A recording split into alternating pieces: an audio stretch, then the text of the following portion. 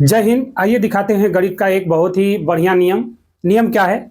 यदि एक अंक की किसी संख्या को 3 बार लिखकर एक 3 अंकों की संख्या बनाकर अंकों के योग से भाग करने पर भागफल हमेशा 37 आता है। यानी कहने का मतलब यह है कि अगर कोई भी एक अंक की संख्या है और उस एक अंक की संख्या को रिपीट करके 3 अंकों की संख्या बना दिया जाए और उस 3 अंकों की संख्या के अंकों को योग से भाग दिया जाए तो हमेशा शेषफल बोल रहे हैं, सॉरी, भागफल हमेशा 37 आता है। हमेशा 37 आएगा। जैसे मान लेते हैं कोई एक अंक की संख्या है, इसको 3 बार लिखने से ये एक संख्या बन गई 3 अंकों की 111। अब इसके अंकों को जोड़िएगा तो 3 आएगा। अब 3 से भाग दीजिएगा तो भागफल 37, यानी 3 से 111 37 बार में कट जाएगा।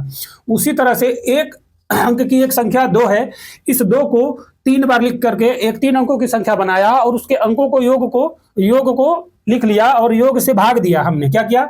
2 2 2, इस एक अंक की संख्या को 222 लिख दिया, यानी 3 अंकों की संख्या बना दिया रिपीट करके।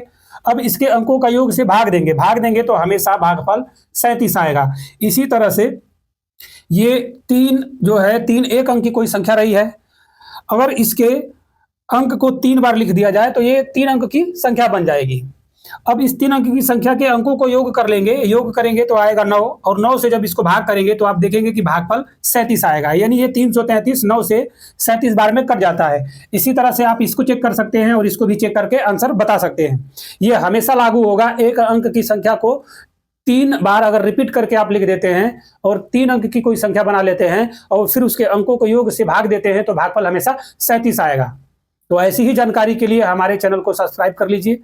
तो चलिए मिलते हैं नेक्स्ट अगली वीडियो में, तब तक के लिए जय हिंद।